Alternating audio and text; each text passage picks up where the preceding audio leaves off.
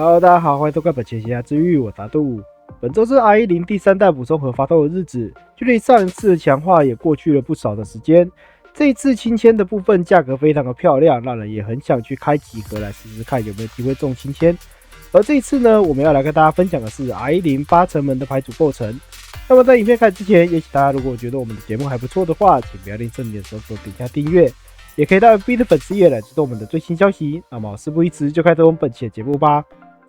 好的，那现在画面上所看到就是我们这一次团队所构筑的8层门牌组构成。这一次强化的非常有感，而本次构筑的目标除了快速准备好1等的联动之外，以至少完成2台3等雷姆为目标去运转牌组，力求尾盘的时候尽可能做到最多次的联动。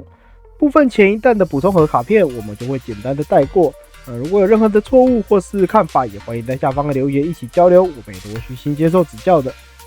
首先是0等的部分，这一次我们选择了9种卡片来使用，主要的目的是让1等的联动能够更快速的准备完成。而这一次新补充盒有小编最喜欢用的1费2手牌组抓2的检索，除了1点1痛或集中之外，这个应该是相对能快速准备好联动与调整手牌的0等了。而这一次补充盒中0等新给的集中也是使用度非常高的。由于1等的联动需要看牌顶为条件来进行联动，因此这张集中的效果看牌顶对于联动来说是能够降低翻车几率的主件。而这次新的炸弹拉姆效果是常规的0等炸弹，2效果在送控时能够支付代价回收休息室。由于是自己选看最多3张卡片之后选择1张放到伤害区，而且回收休息室的对象是看特征而没有等级限制。除了避开明堂跑到伤害区之外，也能一定程度上的解决颜色的问题，也是休息室集中之外另一个回收角色的选项。接着是这一弹给的解城门，1效果是前列应援，2效果判到城门时可以支付代价看3抓1卡加手，没有任何种类限制的看3抓1，对于牌组的运转与解手牌来说都是很不错的搭配。除了让满手城门的问题得到了解决之外，也提供了额外的跑牌，是非常不错的一张卡片。画面坦克部分在这一次买3盒购入的银包之中也是有给的，效果跟旧的 PR 卡的拉姆效果是完全一样的，也让之前没有收到这张 PR 拉姆的玩家可以不用回头跑。而由于图片解析度的问题，我们本次先使用旧的 PR 拉姆来作为换 C 叉使用。这一次牌组的主要战术我们分为几个部分来进行说明。首先是能量与配件的部分，除了1等联动赚牌之外，针对能量的部分，我们使用之前的1等与0等的艾米莉亚补能量套件来作为副打手使用。这一套补能量的方式，大家应该在上一个表的青春猪头身上有看过，对于能量很持重的3等来说是很不错的辅助。而1等背地用到的机会并不算太多，主要的目的是把手上的0等白板艾米莉亚滤出来，或从手上送到休息室为目的来使用。而这一次联动我们选择的是这张1等蓝色的雷姆，1效果是条件加工，2效果在贴明场面的时候公开牌顶，符合条件的话就可以回收休息室指定特征的角色，并且选择自己的1张角色获得双判的效果，配合集中的雷姆能够减少翻车的几率。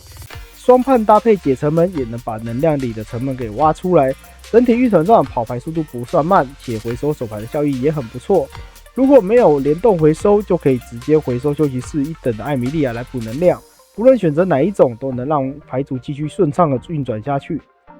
因此在开局的时候，主要的目的是透过功能牌完成1等的联动准备，并且在1等的时候透过联动与条件补能来赚取资源，并且在运转的过程中搭配集中与解城门来实现牌组与手牌的稳定运转。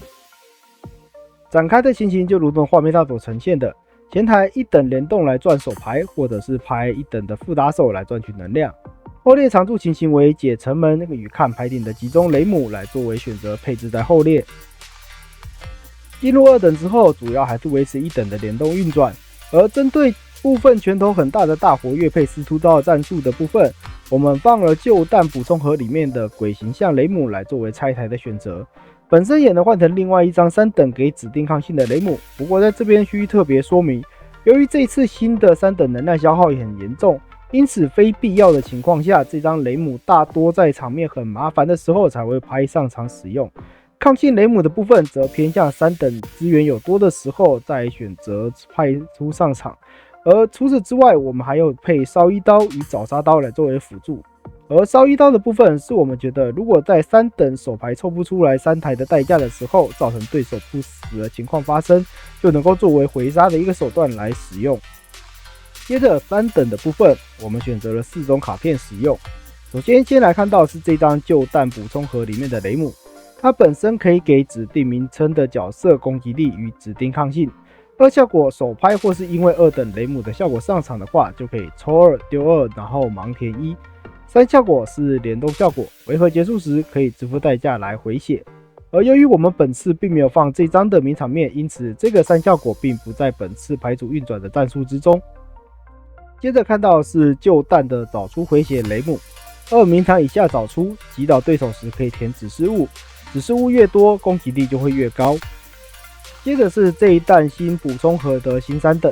，1效果手拍上场可以选择自己休息室全部的卡片洗回牌组，并且洗牌，或者洗对手能量，但这边的洗能量是指洗回牌组的那一种。3效果是手拍上场时可以支付代价，让对手牌组上方喷8张，作为对应对手能量或者对手牌组残存量过少且名场面很多的时候来使用。接着杀招的部分选择的是这一次的新卡3等雷姆，等级3的雷姆，1效果是3找1卡，2效果是联动，喊打的时候支付代价，公开牌顶烧对手。公开的卡片是0等以下的话，烧3点伤害2次，不是的话烧1点伤害2次。本身代价偏重，由于是烧伤2次，因此斩杀时的效果也很好。搭配集中看牌底，也能掌握第一下给的烧伤会是多少来决定第一下如何进攻。本身偏重的能量，也因为1等艾米莉亚的补能量的关系，使得2台的展开问题不大，且能够支应到第3台的能量使用。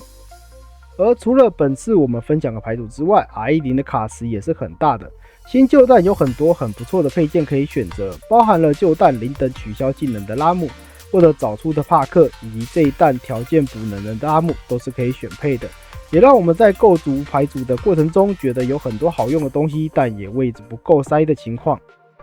好的，以上就是我们这一次分享的8成门牌组构成。这一次我们在构筑与测试的过程中，觉得最麻烦的是能量的问题。虽然有补能量的套件能够帮助前期的展开与补上3等联动的费用，但相对于清租3等代价至1费1手来说，雷姆的2费2手还是蛮重的。因此2等非必要的话，找出或者2等雷姆的使用是需要谨慎评估使用的，避免了3等没钱展开的情况。所以能量足够斩杀会是这一次3等的重点的部分。那网络上的牌组资讯很多，也希望大家透过众多资料与本频道中获取些主牌的灵感。那如果大家有任何的问题或想法建议，也欢迎在留言区分享与交流。那我们本期的节目就到这边结束了，让我们下期再见，拜拜。